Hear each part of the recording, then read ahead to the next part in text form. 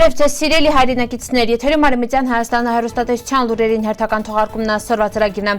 Արևմտյան Հայաստանը կառավարությունը նշել է 15-ամյակը Շողեր Բելեմջյան, Տիգրանակերտում հայոց լեզվի անվճար դասընթաց, Վենսի գրառումից անհետացան հայերի ցեղասպանություն բառերը, պետական լայն մասնակցությունով հայերի դեմ իրականացված ցեղասպանության զոհերի հիշատակի ոգեկոչում Մոնտեբելոյում։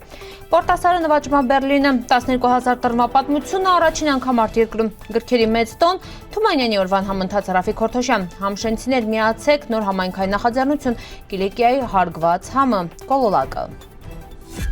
Փետրվարի 4-ին Արևմտյան Հայաստանը կառավարությունը նշել Այրան հիմնադրման 15-ամյակը հանդիսավոր ժողովի ընթացքում ներկայացվան կազմակերպության պատմությունը, ձեռքբերումներն ու հայ ժողովրդի ինքնության պահպանման ուղիները։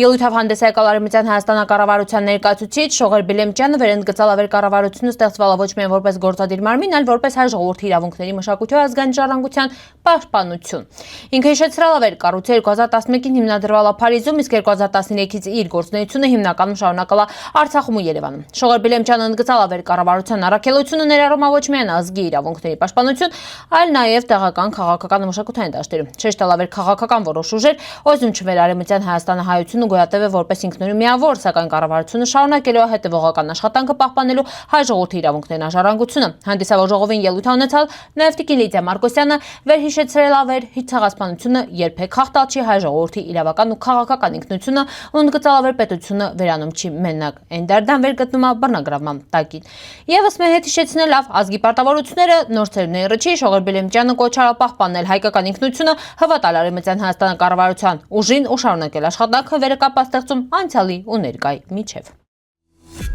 Տիգրանակերտում շուտով սկսվելու է հայոց լեզվի անվճար դասընթաց, դառնալով ուշագրավ ու խորհրդանշական իրադարձություն տարածաշրջանի մշակութային կյանքում։ Հունցը հայտման թուրքական Բիանետ լրատվական կայքը Տիգրանակերտի քաղաքապետարանը կազմակերպում է քրդերենի, հայերենի ու աստորերենի դասընթացներ։ Դիմումների ընդունումը արդեն մեկնարկալ է։ Ծրագիրի կյանքի կոչում քաղաքապետարանի արվեստի ու սոցիալական գործերի վարչության կողմից լեզուների ու մշակույթների բազմազանությունը խթանող կրթական նախաձեռնությունների շրջանակում դասընթացները ինական ամբողջությամբ անվճար ու նախատեսված են 16 տարեկանից պետ սաղ ցանկացողներին հետի։ Հատկանշական ավեր հայոց լեզուն դասավանդվելու է A1 եւ A2 մակարդակներով հնարավորություն ձեռնելով սկսնակներին կատարել իրենց առաջին քայլերը մայրենի լեզվի ուսուցման ճանապարհին։ Տիգրանակերտում հայոց լեզվի դասավանդումը ոչ միայն կրթական, այլև խորը խորհրդանշական նշանակություն ունի։ Վկայում է տարածաշրջանում մշակութային բազմազանության, ճանաչման ու լեզվական իրավունքների նկատմամբ աճող ուշադրության մասին։ Արդյոք սա նոր էջապեցանում Արևմտյան Հայաստանում հայոց լեզվի վերակենդանացման ճանապարհին ժամանակը նշանցատլան, բայց արդեն սոր կարելի է արձանագրել հետաքրքրությունը մծա, իսկ սպասումները բեցրուն։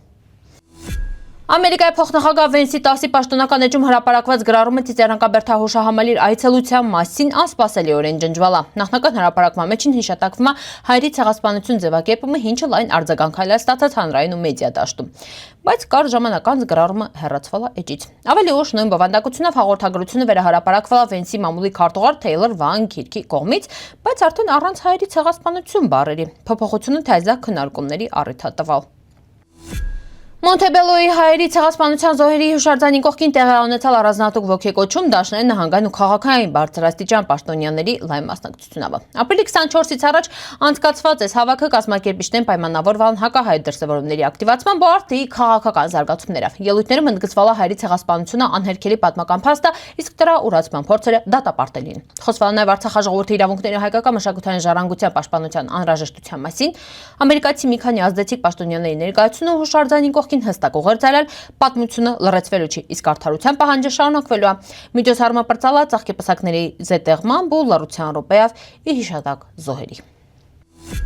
Շանոլ Ուրֆայում իրականացվող քարե բլուրների ծրագրի շրջանակում բացահայտված 12,000 տրվա հնագիտական ժառանգությունը առաջին անգամ ներկայացվում է Արևմտյան Հայաստանատույց Գերմանիայի մայրաքաղաք Բերլինում։ Բերլինի թանգարանների կղզի համալիրում Ջեյմս Սայմոն ցուցասրահում պետցվել է հասարակության բացահայտումը 12,000 տարի առաջ Պորտասարում ու քարե բլուրներում կյանքը խորագրավ լայնածավալ ցուցահանդեսը։ Ստեղ ներկայացված են շուրջ 100 եզակի նմուշներ, մարդու կենդանիների քանդակներ, նեոլիթյան շրջանի գտածոներ, ինչպես նաև Պորտասարի խորհրդանշական տեղաձև կոթողների լուսային անիմացիաներ։ Ցուցադրության մեջին ընդգրկված են հիմնականում Շանոլ Ուրֆայի հնագիտական թանգարաններից բերված բնօրինակ նմուշներ, ինչպես նաև այլ թանգարաններից բերված վերարտադրություններ։ Գերմանացի գիտնականները շեշտալան վեր Պորտասարահայտնագործությունները նոր լույս են սփռում մարդկության որսորդահավաք կյանքից նստակյաց հասարակության անցման գործընթացի իրը։ Ցուցահանդեսը գործելու է մինչև հուլիսի 19-ը Բերլինամշակութային սրտում բառացիորեն 2 դնում խորացնելով թանգարանների կղզու պատմական ժամանակագրությունը։ Փետրվարի 19 Հովհաննես Թումանյանի ծննդյան ու գիրք նվիրելի օրը տառմագրքասերների ամենահետաքրքիր օրը։ Մեր հիմնադրամը առաջարկում է իրան սա հրատարակված գրքերի 57%-անոց զեղչով, իսկ յուրաքանչյուրը ստանում է վարդ քանդեսի 13-րդ համարը նվիրված հուշարձանագետ Սամվել Կարապետյանին։ Հարգելի համշենցիներ, Համշենահայերի միությունը նախաձեռնման օր ծրագիր ու կազմակերպման հավաք քննարկում ծրագրի մանրամասները քննարկելի հետի։ Հանդիպման վայրենաժամը հայտարարվելու են առաջիկայում։ Եթե դուք համշենահայ եք, խնդրում ենք արձագանքեք, որպեսզի կարին կապ հաստատենք ձեզնի հետ ու ձեզ տեղյակ պահենք մանրամասների մասին։ Ուրախնքինական տեսնել ձեր ժողովին, ձեր մասնակցությունը շատ կարևոր է մեր համայնքին հետի։